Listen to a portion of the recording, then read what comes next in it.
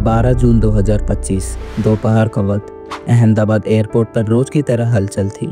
Air India की एक international flight runway पर तैयार खड़ी थी। फ़्लाइट नंबर AI-171 जो अहमदाबाद से लंदन के लिए रवाना होने वाली थी। सब कुछ नॉर्मल लग रहा था, लेकिन किसी को अंदाज़ा भी नहीं था कि अगले 30 सेकंड में क्या होने वाला है।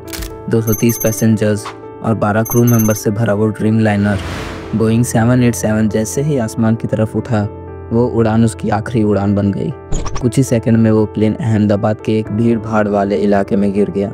आग की लपटें उठी और फिर सन्नाटा। लेकिन सबसे बड़ा सवाल ये है, ऐसा क्यों हुआ? क्या प्लेन टेक्निकल फॉल्ट का शिकार हुआ या फिर कोई बाहरी हमला हुआ? क्या पायलट ने कोई गलती की थी या प्लेन में पहले से कोई गड़बड़ी थी जिसे छुपाया जा रहा था? और ये भी सोचिए, जब प्लेन नीचे गिरा तो सिर्फ एक आदमी जिंदा बचा। क्या वाकई में मुमकिन है? इतने सारे लोगों में से बस एक इंसान, वो कैसे बचा?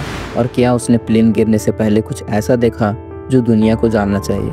इस हादसे ने न सिर्फ 269 से ज़्यादा लोगों की जिंदगियां छीन ली, बल्कि पूरे देश को झकझोर कर रख दिया। प्रधानमंत्री तक मौके पर पहुंचे। पूरे देश की नज़रें इसी पर टिक गई। लेकिन असली वजह अब भी रहस्य बनी हुई है। तो आज हम आपको उस हादसे की कहानी सुनाने जा रहे हैं।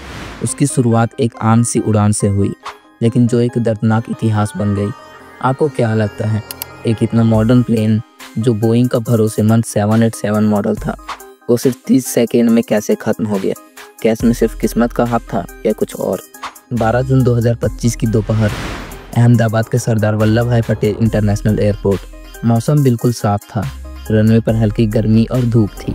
एयर इंडिया की फ़्लाइट AI-171 एक Boeing 787 dream liner London gateway के लिए रेडी थी। करीब 230 यात्री और 12 क्रू मेंबर्स इस फ्लाइट में सवार थे। चेक इन प्रोसेस स्मूथली हो चुकी थी।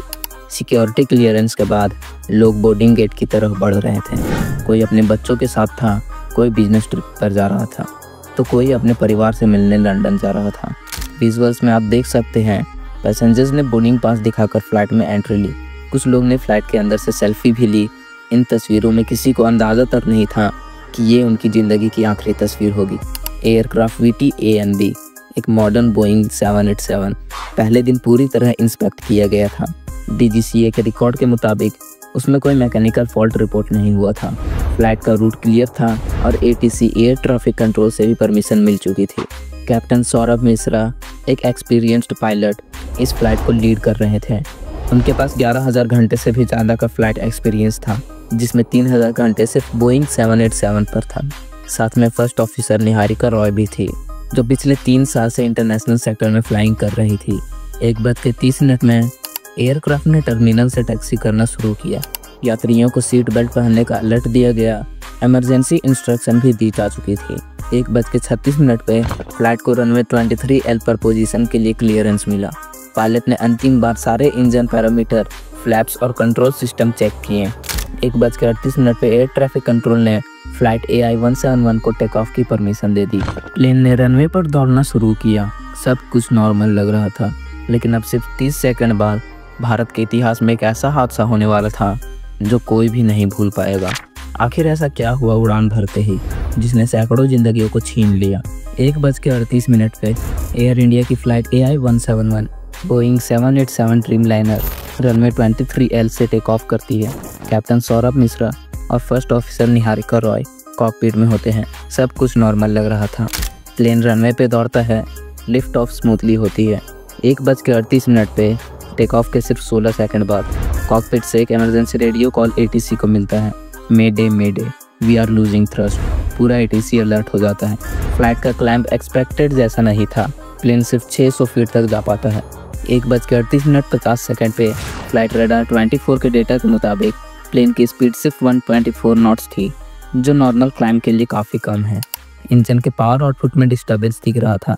प्लेन लगातार एल्टीट्यूड लूज कर रहा था। 1:39:10 पे विटनेस बताते हैं कि प्लेन यूजुअली लो एल्टीट्यूड पे फ्लाई कर रहा था और उनका एंगल ऑफ बैलेंस था। ऐसा लग रहा था जैसे पायलट कंट्रोल करने की कोशिश कर रहा हो। 1:39:17 पे सिर्फ 53 सेकंड के अंदर प्लेन अहमदाबाद के सिविल हॉस्पिटल के पास BJ मेडिकल कॉलेज के एक रेसिडेंशियल ब्लॉक के ऊपर क्रैश हो जाता है। जोर का एक्सप्लोजन होता है। आसपास की बिल्डिंग्स का ग्लास टूट जाता है। पूरा एरिया धुआं धुआं हो जाता है। फायर ब्रिगेड और NDRF की टीम तुरंत साइट पर पहुंचती है। यहाँ पे कुछ इंपॉर्टेंट पॉइंट्स हैं। एक मॉडर्न एयरक्राफ्ट, एक एक्सपीरियंस्ड पायलट और सिर्फ 53 सेकंड का फ्लाइट टाइम, फिर भी ये हादसा हुआ। ऐसा क्या टेक्निकल फॉल्ट था जो इंस्पेक्ट नहीं हो पाया? क्या इंजन में फ्यूल फ्लो बंद हो गया था? क्या सेंसर फेल हुए या कुछ और? सबसे इम्पोर्टेंट क्वेश्चन, जब पायलट ने तुरंत मेडे बोला तो सिस्टम क्यों फेल हो गया और वो इंसान कैसे जिंदा बचा? और यहाँ पे एक शॉकिंग बात है कि पूरे प्लेन के लोग नहीं बच पाए, लेकिन एक आदमी कैसे बच गया।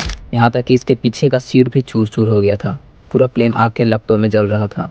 12 जून 2025 1:39 पे अहमदाबाद एयरपोर्ट के पास बीजे मेडिकल कॉलेज के हॉस्टल पर क्रैश हुआ। ब्लास्ट की आवाज़, ब्लैक स्मोक, कंप्लीट इन्फर्नो। किसी के जीने की उम्मीद लगभग खत्म हो चुकी थी, लेकिन वहाँ से एक चमत्कार निकला। वो एक आदमी, 40 साल का British citizen, seat 11A left side emergency exit के करीब। उनका ब्रदर भी प्लेन में था, मेजर अपोजिट रो में, और ट्रेजिकली उनकी जान नहीं बच पाई। 11A इमरजेंसी डोर के राइट नेक्स्ट थी, जिसकी वजह से एक छोटा सा स्पेस बना जहाँ से निकलना मुमकिन हुआ। उसने सीट बेल्ट पहन रखा था, जिसके कारण क्रैश के इम्पैक्ट से बच पाया और उसका पोजीशन स्टेबल रहा। और क्रैश के टाइम उनका सेक्शन नोज या टेल से थोड़ा दूर होता है, जिससे इमीडिएट स्ट्रक्चरल डैमेज सभी जगहों पर नहीं हुआ। क्रैश के time emergency door blow out हुआ। उसने बताया कि डोर नीचे गिरते ही उसने देखा एक रूट निकलने का, उसी से वो निकल पाया। उनको सिविल हॉस्पिटल अहमदाबाद के आईसीयू में एडमिट किया गया। उनके बर्न्स, चेस्ट और फीट इंजरीज रिपोर्ट हुए। मेजर वो स्टेबल हैं। डॉक्टर ने बताया वो थोड़ा डिसऑरिएंटेड है और गैस के एक्सपोजर हो सकते हैं, लेकिन अब डेंजर से बाहर हैं।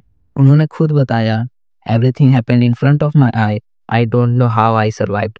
रमेश ने हॉस्पिटल बेड से कहा, when I opened my eyes I realize I was alive.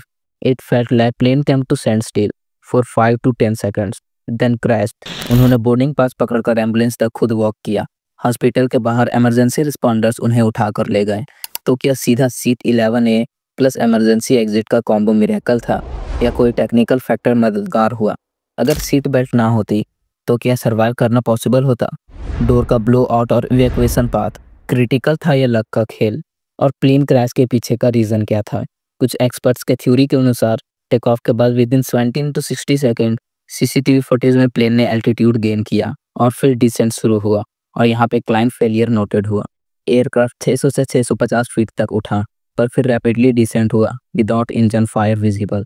Mayday call, pilot ने मेडे लूजिंग थ्रस्ट अलार्म दिया before crash. Engine thrust loss, pilot reports and flight data suggest engine power drop shortly after take off. Engine trouble के बिना normal climb possible होता, इसलिए इसका सहारा लिया जा रहा है। Flap gear misconfiguration, flap easily retraction से लिफ्ट रिड्यूस हुआ और लैंडिंग गियर ड्रॉप रहने से ड्रैग बढ़ा। Engine versus configure priority debate, कुछ एक्सपर्ट का कहना है इंजन फेलियर ही प्राइमरी था, दूसरे एक्सपर्ट्स गियर कॉन्फ़िगरेशन को ज़्यादा रिस्पॉन्सिबल मानते हैं। Additional line of injury, containment fuel, maintenance lapses, इन पे भी इन्वेस्टिगेशन चल रही है। डीजीसीए ने इन्वेस्टिगेशन ऑर्डर दिया है अक्रॉस एयर इंडिया 787 फ्लाइट। यहाँ पे पॉसिबल रूट कॉज हैं engine thrust failure, incorrect landing gear configuration, combination of both mechanical issue और ह्यूमन एरर। फुल क्लियरिटी के बाद अब वेट है बस ब्लैक बॉक्स एनालिसिस का, जो अराइवल के बाद engine reading, flap settings, gear status, alarms, cockpit conversation सब रिकॉर्ड करता है। तो चैनल को सब्सक्राइब कर लेना ताकि ब्लैक बॉक्स के ऊपर वीडियो आए तो आपको पता चल जाए।